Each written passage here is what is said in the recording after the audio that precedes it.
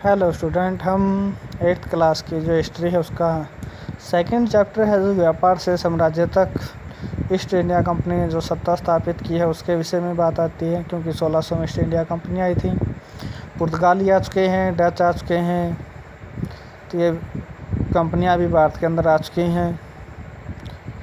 तो इन सारी कंपनियों में जो व्यापार के लिए आई हैं तो कंपनियां एक जैसी चीज़ें ही खरीदना चाहती हैं, सारी की सारी। उन्हीं चीज़ों की जो क्या है डिमांड है यूरोप के बाज़ारों में। जैसे बात के बने सूती कपड़े की डिमांड है, रेशम की ज़बरदस्त मांग थी। इसके अलावा काली मिर्च, लौंग, इलायची और दालचीनी की भी ज़बरदस्त मांग रहती है। यूरोपीय कंपनियों के बीच इन बढ़ती प्रतिस्पर्धा से भारतीय बाज़ारों में इन चीज़ों की कीमतें भी बढ़ने लगी। क्योंकि आपको पता है कि जिन वस्तुओं की डिमांड ज़्यादा होती है उनकी कीमतें आसमान छूने लग जाती हैं और ख़रीदार अनेक कंपनियां हैं और इन्हीं सभी वस्तुओं को उनसे मिलने वाला मुनाफा है वो उन कंपनियों का गिरने लगा। मसलन ईस्ट इंडिया कंपनी को जो कि हानि होने लगी। अब इन व्यापारी कंपनियों के सामने मतलब आगे बढ़ने का एक ही रास्ता है कि वे अपनी जो प्रतिस्पर्धी कंपनियां रही हैं उनको ख़त्म कर दें। बाज़ारों पर कब्जे की छोड़ने व्यापारिक कंपनियों के बीच लड़ाइयाँ शुरू हो गई। मतलब ईस्ट इंडिया कंपनी है या फिर पुर्तगाली जो ईस्ट इंडिया कंपनी है, डच है, फ्रेंच है, इन कंपनियों के बीच मतलब क्या है लड़ाइयाँ होने लग जाती है आपस में।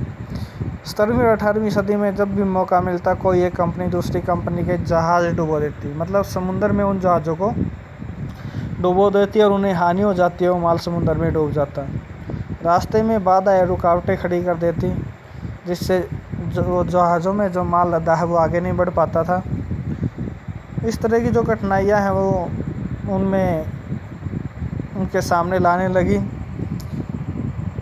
और यह व्यापार हथियारों की मदद से चल रहा था। मतलब उनके पास गोला बारूद जो हथियार रहे हैं और व्यापारिक चौकियों को किलेबंदी के ज़रिए सुरक्षित रखा जाता रहा है। किलेबंदी मतलब क्या, बड़े बड़े किले बनाए गए हैं जहाँ वो रहते थे, जैसे लाल किला देखते हैं उस तरह से। अपनी बस्तियों को किलेबंद करने और व्यापार में मुनाफा कमाने के लिए इन कोशिशों के कारण स्थानीय शासकों से भी टकराव होने लगे।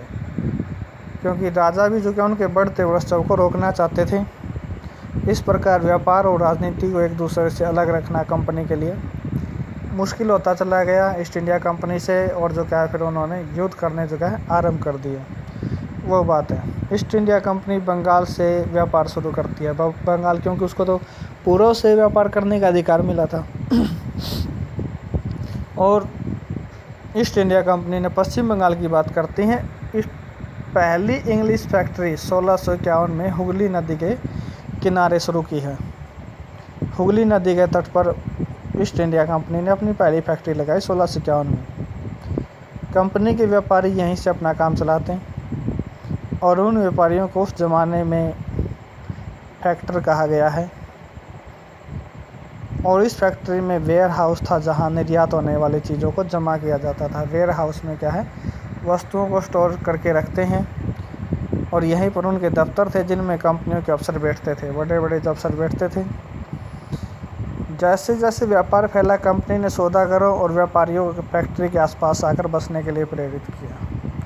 मतलब उन लोगों को, सौदागर हैं जो उनसे वस्तुएं खरीद सकें और व्यापारी हैं जो उनके लिए काम करते थे, उन्हें अब पास जो क्या बस्तियां बनाने के लिए, मकान बनाने के लिए प्रेरित किया है। 1696 तक कंपनी ने इस आबादी के चारों तरफ एक किला बनाना शुरू कर दिया। 2 साल बाद उसने मुग़ल अफसरों को रिश्वत देकर 3 गांव की ज़मींदारी खरीद ली। मतलब जो ज़मीन है वो उनसे ले ली और बाद में कलकत्ता बना। तो एक जिसमें गांव था कालिकाता कलकत्ता का, और बाद में वो कलकत्ता बन जाता है जिसे आज कोलकाता कहा जाता है। ये प्राचीन नाम रहे हैं कालिकाता, कलकत्ता, कोलकाता, कलकत्ता के। कंपनी ने मुग़ल सम्राट औरंगजेब को इस बात के लिए भी तैयार कर लिया कि वह कंपनी को बिना शुल्क चुकाए व्यापार करने का फरमान जारी कर दे, मतलब टैक्स नहीं देंगे वो। इस तरह की जो बातें हैं वो रखी गई उसके सामने, वो बातें रखी गई। फरमान है एक शाही आदेश जो बात करता है कंपनी ज़्यादा से ज़्यादा रियायतें हासिल करने और पहले से मौजूद अधिकारों का ज़्यादा फ़ायदा उठाने लगी अब। तो अपनी मनमानी करने लग जाती है कंपनी अब यहाँ पे। उदाहरण के लिए औरंगजेब के फरमान से केवल कंपनी को शुल्क व्यापार का अधिकार मिला था, सिर्फ ईस्ट इंडिया कंपनी को। कंपनी के जो अफसर निजी तौर पर व्यापार चलाते उन्हें छूट नहीं थी। मतलब कंपनी के कुछ लोग निजी तौर पर भी अपना व्यापार चलाते थे लेकिन उन्हें छूट नहीं थी। लेकिन उन अधिकारियों ने भी शुल्क चुकाने से मना कर दिया और इससे बंगाल में राजस्व वसूली बहुत कम हो गई। वैसे में बंगाल के नवाब मुर्शिद कुली खां विरोध क्यों ना करते, तो उस विरोध की वजह से फिर उनके जो कि आपस में युद्ध आरंभ हो जाते हैं, युद्धों की शुरुआत हो जाती है।